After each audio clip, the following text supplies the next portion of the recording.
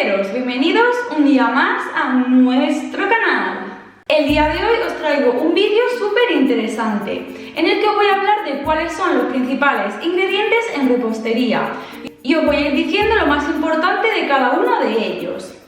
En primer lugar, os quiero contar que es muy importante que los ingredientes sean de buena calidad y que estén siempre a temperatura ambiente, de no ser que la receta indique lo contrario. Y bueno, en primer lugar vamos a comenzar con los ingredientes grasos. Primero vamos a hablar del aceite. Y bueno, lo primero que os quiero decir de este ingrediente es que yo casi siempre, por no decir siempre, utilizo aceite de girasol, ya que es un aceite vegetal muy suave y que no aporta un sabor excesivo a la receta. Aunque también, si lo preferís, podéis utilizar aceite de oliva suave con un 0,4%. Y también en alguna ocasión yo utilizo aceite de oliva virgen extra para hacer sobre todo bizcochos o magdalenas y que quiero que tengan ese sabor más intenso a aceite de oliva. Y yo en lo personal también os lo recomiendo muchísimo, ya que aporta unos matices espectaculares. Y yo suelo utilizarlo tanto para hacer bizcochos, para hacer cupcakes, magdalenas, pero para lo que más me gusta utilizarlo es para hacer bizcochos que luego voy a utilizar para hacer una tarta, ya que al conservarlo dentro de la nevera sigue quedando jugoso y esponjoso. En este apartado también os quiero hablar de otro ingrediente muy utilizado en repostería, que es la mantequilla. Y también os voy a hablar un poquito por encima sobre la margarina. A la mantequilla también se le conoce en otros países como manteca y es muy utilizada en repostería tanto para bizcochos, galletas, cookies, cupcakes e infinidad de elaboraciones. Yo siempre recomiendo que la mantequilla sea sin sal añadida, para que así no altere el sabor final de nuestros postres y de esta manera podamos añadirle la cantidad justa para potenciar el sabor de nuestro postre. En muchas ocasiones me preguntáis si se puede sustituir la mantequilla de origen animal por margarina u otro sustituto de origen vegetal, y la respuesta es un no rotundo. Aunque bueno, he de decir que para algunos bizcochos sí se puede sustituir, pero la verdad es que la mantequilla aporta un sabor espectacular y la verdad es que marca mucho la diferencia. Además de que la mantequilla tiene un porcentaje de grasa más elevado, entre un 80 y un 90%. Además de que la mantequilla también tiene mucha mejor consistencia cuando se refrigera, ya que queda dura por completo, no como en el caso de la margarina o las mantecas vegetales, que quedan consistentes pero no quedan tan duras, y para la hora de hacer bizcochos o cremas que necesitemos que tengan más consistencia no nos sirve. Prácticamente en todas las recetas de repostería la mantequilla se utiliza a temperatura ambiente o en pomada. Esto quiere decir que tiene que estar blandita y que se puede untar, ni líquida ni fría, a no ser que la receta lo indique. En lo personal me encanta utilizarla en bizcochos que necesito mayor consistencia, como puede ser para tartas fondant o en bundt cakes, y también para hacer cupcakes, ya que normalmente los suelo conservar a temperatura ambiente, pero hay algunas excepciones. Por ejemplo, en los cupcakes Red Velvet utilizo aceite, ya que también van acompañados de crema de queso y a temperatura ambiente no se conserva bien, sino que hay que refrigerarlos. Aunque ya os digo que si refrigeráis cualquier bizcocho o cupcake que lleve mantequilla, no os preocupéis porque aunque se pongan duros de la nevera, cuando lo vayáis a consumir os recomiendo que lo saquéis un ratito antes de la nevera y ya estarán a temperatura ambiente y perfectos para comerlos. La verdad es que la mantequilla es uno de mis ingredientes imprescindibles, ya que aporta un sabor espectacular a nuestros postres. Una manera casera de obtener mantequilla es batiendo la nata en exceso para que se corte y de esta manera se separe por un lado la grasa y por otro lado el agua o suero. También hay veces en las que queremos sustituir la mantequilla por aceite o el aceite por mantequilla. Y sí se puede hacer, pero hay veces que altera el resultado de la receta. Pero bueno, para las ocasiones en las que sí se puede hacer, la equivalencia sería un 85% de aceite de la proporción de mantequilla. Por ejemplo, si tenemos en la receta 100 gramos de mantequilla, podemos sustituirlo por 85 gramos o mililitros de aceite. En el siguiente apartado vamos a hablar del tema azúcares. Y bueno, aquí os lo he resumido todo lo más que he podido porque es un tema bastante extenso. En primer lugar vamos a hablar del azúcar más común, que es el azúcar blanco o azúcar blanquilla. Es la más utilizada en repostería y también se le conoce con el nombre de azúcar de mesa. Esta azúcar es la más refinada, ya que contiene un 97% de sacarosa. La sacarosa es el nombre químico con el que se conoce al azúcar blanco común. Y la sacarosa es un disacárido formado por glucosa y fructosa, la cual se obtiene de la caña de azúcar o de la remolacha azucarera. Y yo en repostería la utilizo para todo. Seguidamente voy a hablar de otro tipo de azúcar blanco, pero que tiene un grano más pequeño y se le conoce como azúcar fino o caster sugar, que como os digo es azúcar blanco pero con un tamaño del grano más pequeño. Se podría decir que es un tamaño intermedio entre el azúcar blanco común y el azúcar glass. Y gracias al tamaño de su grano es muy útil en repostería para hacer sobre todo masas de bizcochos, ya que se disuelve muchísimo mejor en las elaboraciones. Seguidamente nos encontramos con el azúcar extra fino o azúcar glass. Este azúcar es ideal para hacer buttercream, glasa, galletas, ya que al ser más fino se va a disolver muchísimo mejor. Este azúcar es azúcar blanco molido industrialmente, pero aún así todavía si lo tocas se pueden notar los cristalitos del azúcar. Este tipo de azúcares suele llevar almidón de maíz para que no se apelmace. Seguidamente encontramos el icing sugar, que es como un azúcar glass pero todavía mucho más molido. Y al tocarlo no notamos para nada los cristalitos del azúcar, lo que es súper ideal y recomendable para hacer sobre todo buttercream. Sobre todo la típica que lleva azúcar y mantequilla, que se suele notar, pues ahí es perfecta. Y también para otras elaboraciones que no vayamos a cocinar. Y también lleva almidón de maíz para que no se apelmace por la humedad. Y por último, dentro de los azúcares más comunes podemos encontrar el azúcar moreno, dentro del cual hay varias variedades. El azúcar moreno es un tipo de azúcar con un sabor acaramelado, tostado, delicioso. La verdad es que el azúcar moreno que encontramos en el supermercado normalmente suele ser azúcar blanco teñido con melaza, pero que igualmente está refinado. Existen diferentes variedades dependiendo de lo refinadas o no que estén y también de la cantidad de melaza que contengan. En primer lugar encontramos el light brown sugar o azúcar moreno claro. Este es el más refinado y el de color más clarito. Seguidamente encontramos el azúcar mascabado o también conocido como azúcar muscovado. Este es menos refinado y normalmente está apelmazado debido a su gran cantidad de melaza, por lo cual también es un azúcar más húmedo. Seguidamente encontramos el azúcar de madera o panela. Este azúcar es muy parecido al azúcar mascabado pero con un sabor más suave y un color caramelo. Y por último encontramos el dark brown sugar o azúcar turbinado. Se obtiene tras la caramelización de la melaza y es la menos refinada de todas y con un sabor más intenso. Seguidamente vamos con otro ingrediente imprescindible en repostería, que son los huevos. Lo primero que os quiero comentar es que los hay de varios tamaños, S, M, L y XL, pero yo los que suelo utilizar suelen ser los de tamaño L. Y su peso oscila entre los 63 y 73 gramos, con cáscara incluida. Y la verdad es que es muy recomendable utilizar huevos ecológicos siempre que se pueda, ya que aportan un sabor muy diferente en el resultado final de nuestros postres. Los huevos aportan un papel fundamental en las elaboraciones en repostería, ya que gracias a la proteína que tiene el huevo ayuda a estabilizar nuestros bizcochos. Además de, entre otras características, aportan suavidad a nuestras cremas.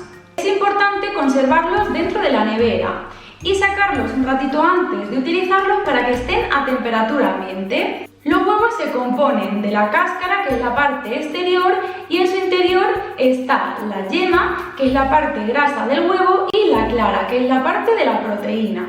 En el tema de las claras, yo para las elaboraciones tipo merengues suelo utilizar claras frescas, ya que tienen mucha menos cantidad de agua que las claras pasteurizadas y montan mucho más rápido y mejor. Aunque si las vas a utilizar en crudo es mucho más recomendable utilizar claras pasteurizadas para así evitar el riesgo de salmonela.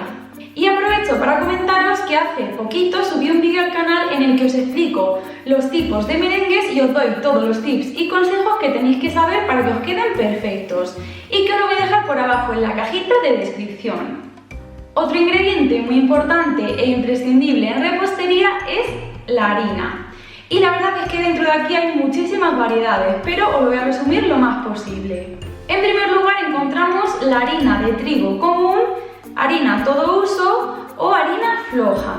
Esta harina no lleva ningún tipo de impulsor químico, lo que la hace ideal para utilizarla en repostería, ya que al no llevar impulsor químico podemos añadírselo nosotros aparte y esto es fundamental para así poder controlar la cantidad exacta que añadimos.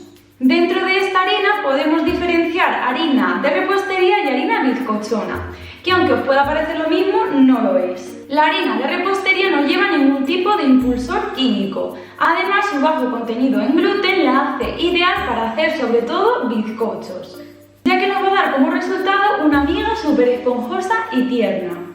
Y se diferencia de la harina bizcochona en que esta sí lleva impulsor químico añadido y yo no la recomiendo ya que no sabemos la cantidad exacta de impulsor químico que lleva la harina. Por otro lado, otro tipo de harina muy utilizada en repostería es la harina de fuerza. Esta tiene un mayor porcentaje de gluten y también mayor cantidad de proteína, en torno al 12%.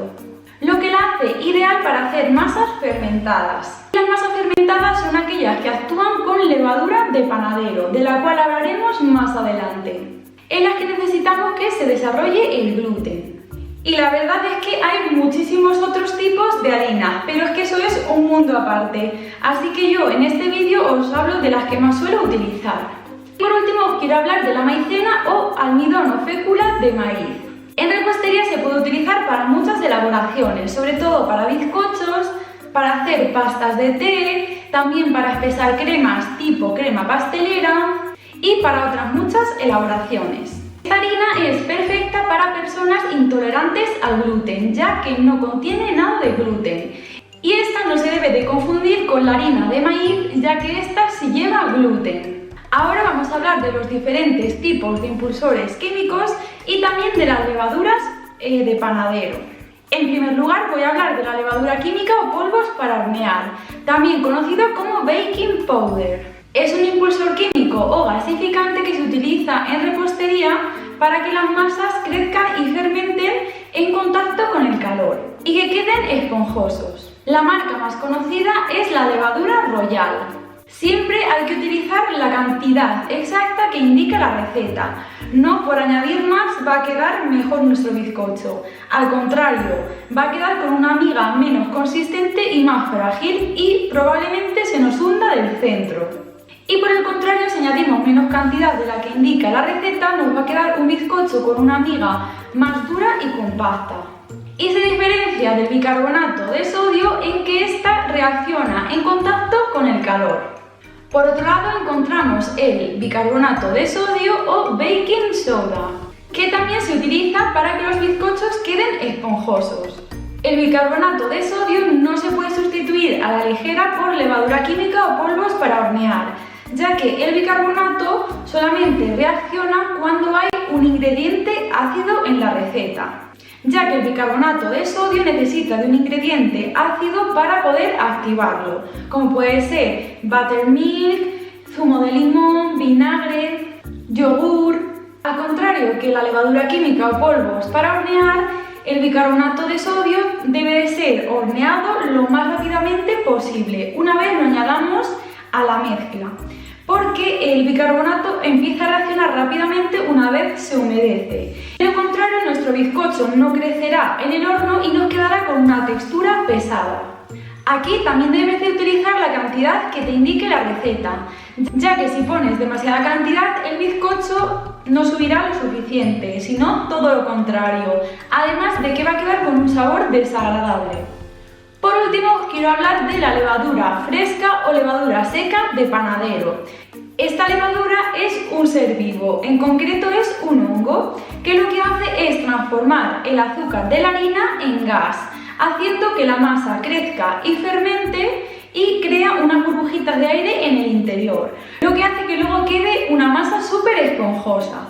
Se utiliza en repostería sobre todo para hacer masas fermentadas, tipo pan, cinnamon rolls, todo este tipo de masas que suelen llevar harina de fuerza. La levadura de panadero se suele comercializar en dos formatos, o bien levadura fresca, que suele encontrarse en la sección de refrigerados del supermercado por donde están los yogures y que suele venir en formato de pastillitas de unos 25 gramos aproximadamente, o bien podemos encontrar también levadura seca, que viene en unos sobrecitos de unos 7 gramos aproximadamente y que son como unos granulitos pequeños. Ambas hacen la misma función, aunque en lo personal creo que la levadura fresca aporta más matices de sabor. Pero bueno, se puede sustituir una por la otra con una sencilla norma. Se puede utilizar un tercio de la levadura seca respecto de la levadura fresca, es decir, si la receta nos indica que necesitamos 15 gramos de levadura fresca, podemos sustituirla por 5 gramos de levadura seca. El único inconveniente que yo le veo a la levadura fresca es que esta dura menos tiempo, ya que empieza a perder poder de fermentación. Y esto no ocurre con la levadura seca. Seguidamente también os quiero hablar rápidamente sobre el tema de aromatizantes, saborizantes, extractos, aromas, esencias, que se suele utilizar en repostería para aromatizar las preparaciones y pueden ser naturales o artificiales. La verdad es que en lo personal me gusta muchísimo utilizar sobre todo aromatizantes naturales, ya sea ralladura de limón, de naranja, de lima, utilizar canela, vainilla en pasta. Y también otra muy buena opción son las pastas concentradas, ya que aportan mucho sabor con muy poquita cantidad. Ahora vamos con el tema chocolates. Y en primer lugar os quiero hablar del cacao en polvo, que yo recomiendo siempre que sea cacao sin azúcar, ya que si utilizamos cacao con azúcar y luego le añadimos más azúcar a nuestra receta sería muchísima cantidad de azúcar. Es muy importante que el cacao sea de buena calidad. Yo suelo utilizar el cacao de la marca Valor. Y en esta ocasión no vale ningún cacao soluble instantáneo tipo Nesquik o Colacao, a no ser que la receta lo indique. Ahora también os voy a hablar un poquito muy por encima de los diferentes chocolates. Os quiero nombrar los principales, que son el chocolate negro, el chocolate con leche y el chocolate blanco. En repostería yo suelo utilizar chocolate negro con 54% de cacao, a no ser que la receta indique que tenga otra proporción. Ya que si el chocolate tiene mayor porcentaje de cacao, nuestro bizcocho o nuestro postre va a quedar demasiado amargo. Por el contrario, el chocolate blanco es el chocolate que más manteca de cacao tiene. El chocolate se puede encontrar en tabletas, en chispitas, en chips, en jams, de muchas maneras. Para utilizarlo en decoraciones es muy importante atemperar el chocolate, para que así quede crujiente y no se derrita tan fácilmente, además de que va a quedar con un brillo espectacular. Si prefieres ahorrarte el paso de atemperar el chocolate, también puedes utilizar cobertura de chocolate, que contiene mayor porcentaje de manteca de cacao y además viene atemperado. Otra opción es utilizar candy melts, que puedes encontrarlos ya teñidos. La única desventaja que yo les veo es que aparte de ser más caros, también al fundirlos quedan más espesos. Yo en lo personal, para lo único que los suelo utilizar cuando los utilizo es para hacer K-Pops o popsicles, que son estas paletitas rellenas de bizcocho con forma de helado. Pero la verdad es que como atemperar un buen chocolate no hay nada, ya que el atemperado nos ayuda a que el chocolate endurezca y quede con un brillo satinado y crujiente. También al enfriarse, si está bien atemperado, el chocolate se contrae y ayuda mejor al desmoldado. Algunas de las marcas más conocidas y las que yo más recomiendo son Valor, Nestlé, Valrhona, Callebaut, Lindt e incluso marcas blancas que también están buenísimas. En último lugar vamos a hablar de los lácteos y para comenzar vamos a hablar de la leche. En casi todas las recetas de repostería puedes utilizar la leche que prefieras, ya sea leche entera, semi, desnatada o incluso leches vegetales. De avena, soja, coco, almendras, arroz, pero yo en lo personal la que más recomiendo utilizar en repostería es la leche entera, ya que lleva mayor porcentaje de grasa y va a ayudar a que nuestros postres queden con un sabor más rico y que nuestros bizcochos queden más jugosos. Por otro lado, podemos encontrar también el buttermilk o suero de leche o mantequilla. Es un ingrediente de la repostería americana que se suele utilizar para aportar jugosidad. Para hacerlo de manera casera, si no lo encuentras ya hecho, es muy fácil. Simplemente tienes que mezclar la leche junto con zumo de limón o vinagre blanco. La leche puede ser la que quieras, pero yo, como os he dicho antes, os recomiendo que sea leche entera, ya que va a quedar mucho mejor. Y si es leche fresca, todavía mejor. Por otro lado, también podemos encontrar el yogur, que también aporta jugosidad a nuestros bizcochos. Y yo, en lo personal, el que más me gusta utilizar es el yogur griego, ya que es mucho más cremoso. Eso sí, tenéis que utilizar yogur sin azúcar añadido, ya que si utilizamos yogur con azúcar, más luego todo el azúcar que se le añade a la receta, sería demasiado azúcar. Pero también puedes utilizar cualquier otro yogur, eso sí, sin azúcar. Por otro lado encontramos la nata para montar, crema de leche o crema para batir, también conocida con el nombre de whipped cream. Es muy importante que la nata para montar tenga mínimo 35% de materia grasa en adelante, para que así monte correctamente. Y como siempre os digo en mis vídeos, contra más fría esté mejor, ya que así montará mucho mejor.